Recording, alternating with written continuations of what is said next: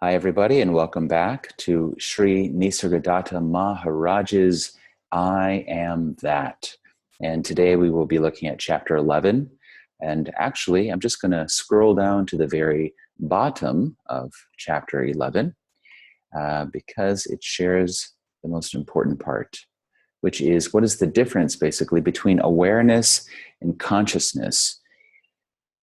Modern-day non-duality uses them quite often interchangeably, but are they the same thing or are they different?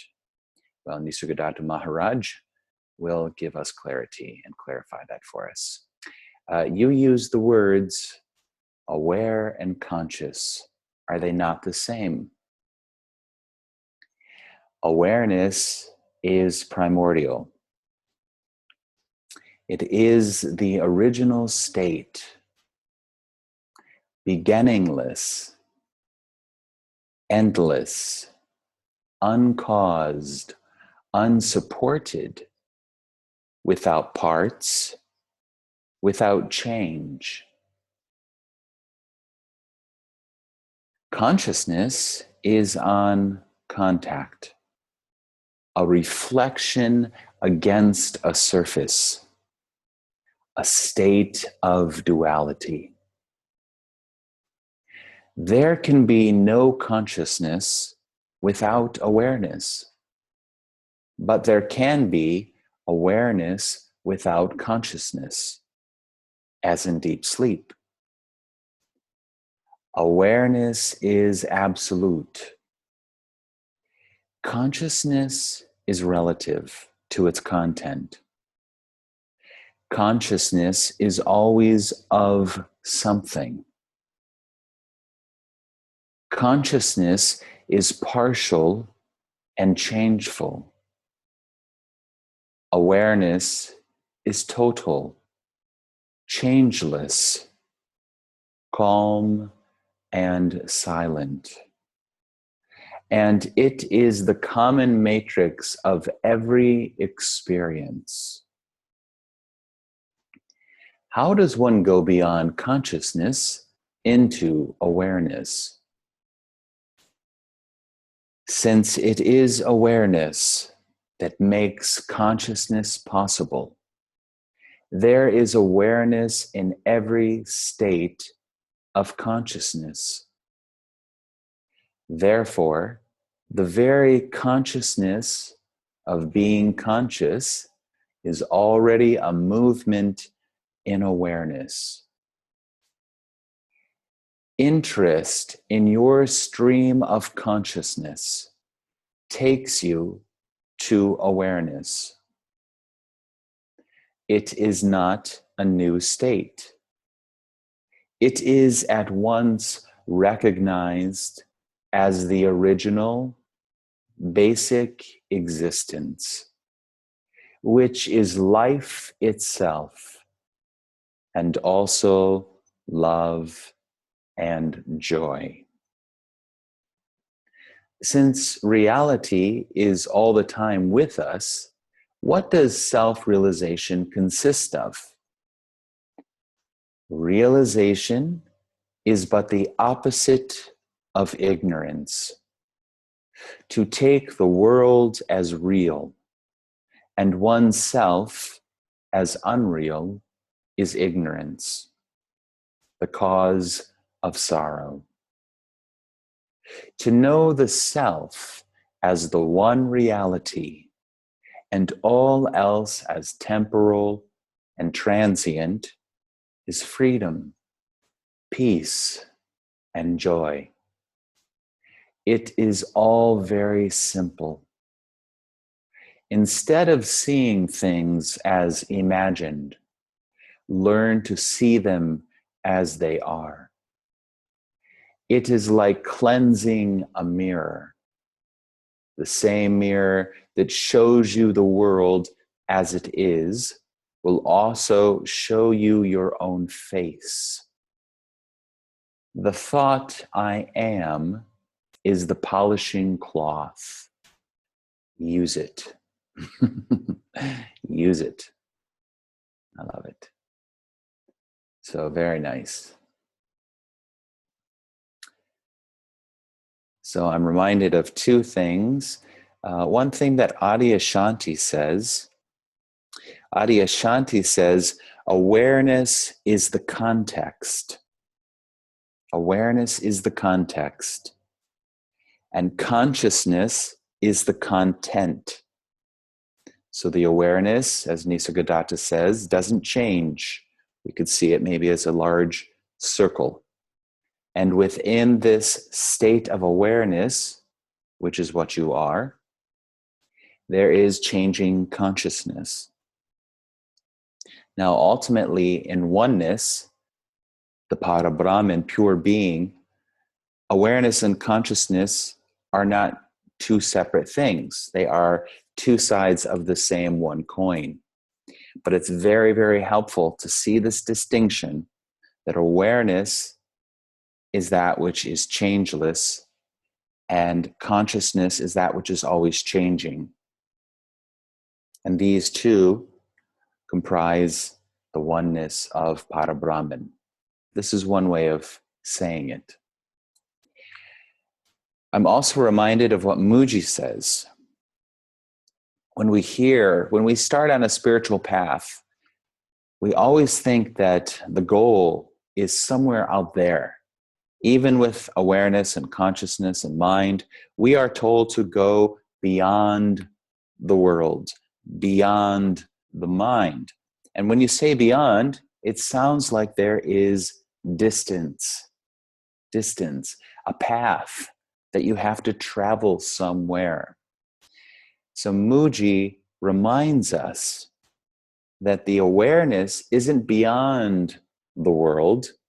The awareness is prior to the world. Awareness is prior to the mind. Awareness is prior to everything that is changing, being that consciousness. So this is great news, and it's such a simple thing, but so profound in terms of its implications. Because already, as Nisargadatta says, I am. Already, this is what it is, the Parabrahman. So there's no path. As Tony Parsons says, you can't creep up on oneness, right? You can't surprise it. There's no distance, there's no path. Already, all there is pure being, Parabrahman, oneness, spirit. So, going back to what Nisargadatta says, he says, there can be no consciousness without awareness. And let's say there were consciousness without awareness. How would you know that there was consciousness without awareness? Right? So awareness is the knowing factor. It is because we are aware of something that we know it exists. But there can be awareness without consciousness, as in deep sleep.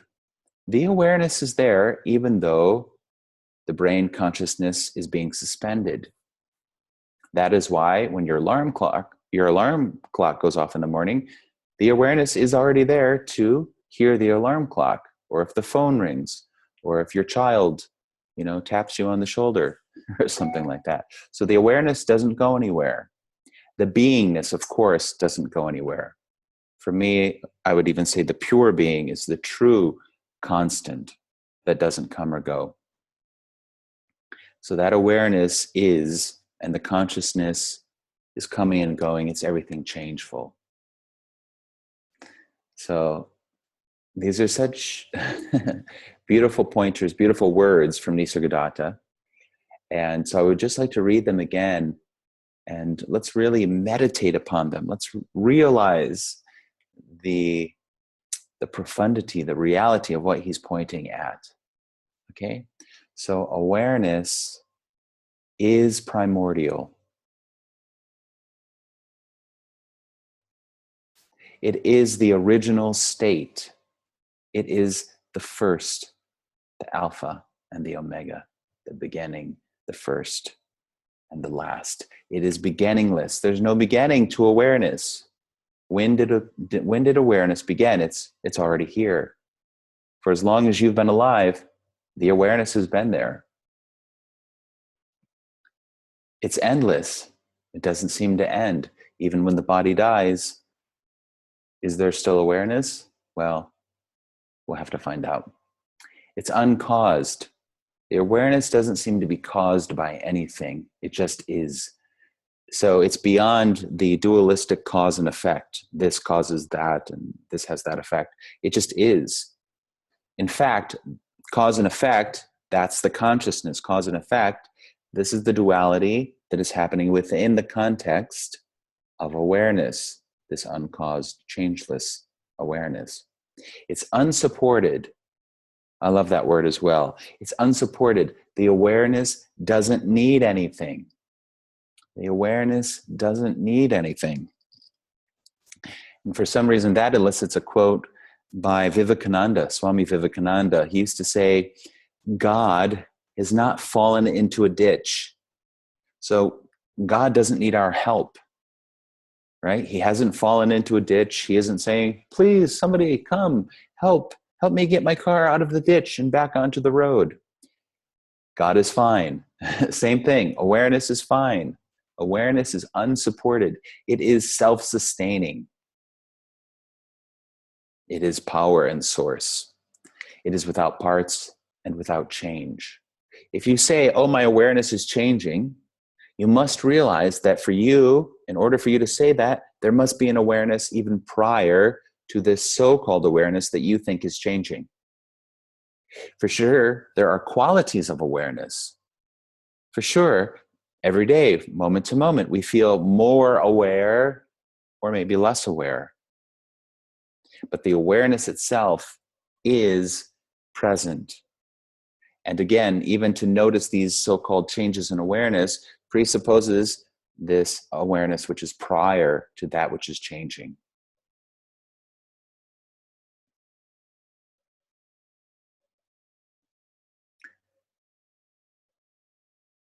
Okay, awareness is absolute.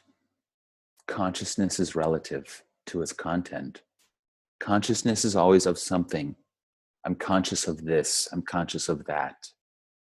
Consciousness is partial and changeful. Awareness is total, changeless, calm, silent, still. And awareness is the common matrix of every experience. Because if you are having an experience, that means you are aware of the experience. The awareness must be there to have the experience. So even when people speak about wanting a spiritual experience, those are lovely and nice, but it's still an experience that comes and goes and changes. And when it leaves, what is left? The awareness. And that's why spirituality isn't just about having experiences. It's about a shift of identity, shifting from the person to the awareness. When Papaji met Ramana Maharshi, Papaji was a devotee of Krishna, and he used to literally see a 3D of Krishna, and he would play with him and speak with him and interact with him. And Ramana Maharshi asked him, is Krishna here now? Is Krishna here now? And Papaji said, no. And Ramana Maharshi said, that which comes and goes, basically, is the unreal. But that which is always present, this awareness, that which does not come and go, is the real. I'm summarizing, I'm paraphrasing, so forgive me if I didn't get it literally correct there, but that's basically what was said to Papaji by Ramana Maharshi. Is Krishna here? No. So even these images of God, in fact, Nisargadatta Maharaj talks about this, that during his 3-year period of sadhana, spiritual practice, focusing on I am, he said many times he had visions of gods and goddesses. So he had spiritual experiences. And I'm not saying they're necessary or unnecessary or good or bad, but we're just looking at the fact that they change, that they come and go. Any experience has a birth, life, death, birth, life, death. But all of this change is happening within that changeless awareness. The awareness is the thing which is always present. And that's why I am is such a great mantra and pointer and tool and reminder, because I am here and now. There's nowhere to go. There's nothing to do. There's no one to be.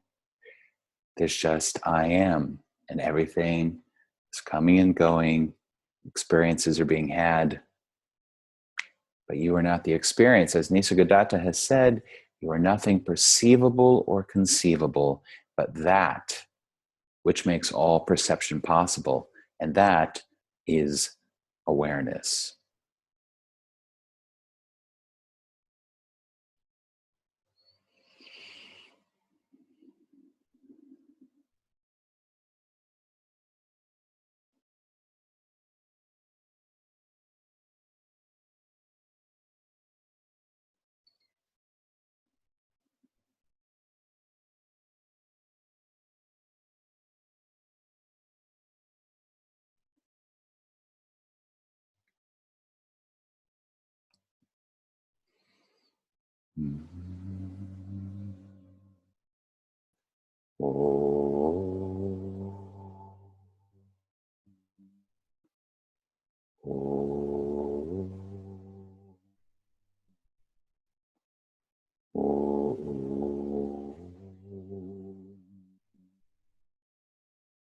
Shanti, Shanti, Shanti. Om. Peace, peace, peace. Awareness is at once recognized as the original, basic existence, which is life itself, and also love and joy. Also love and joy. Thank you, Nisargadatta Maharaj. Thank you, thank you, thank you. May all beings be free of suffering. May all beings be at peace. May all beings recognize and realize this changeless awareness. I am that I am.